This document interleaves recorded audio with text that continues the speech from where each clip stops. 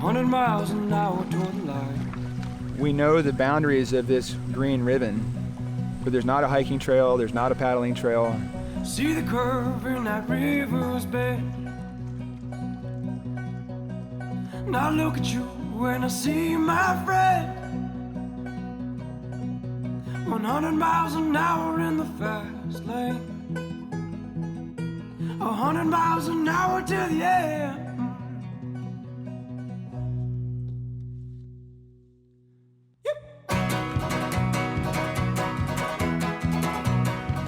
It's going to be a sufferfest for a few days here.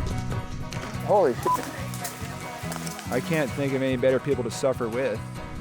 We've already spent a couple hundred days together on expeditions. A little bit sketchy. Carlton is fallen in the river. Joining me right now, we have Joe Guthrie and Mallory Lang-Stimmet. Holy smokes, you're back and you're alive. We trekked for 70 straight days across all of Northwest Florida to the Alabama border.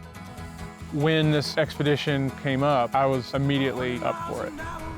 We're going to travel up Reedy Creek, the last best connection between two of the state's most important swamps.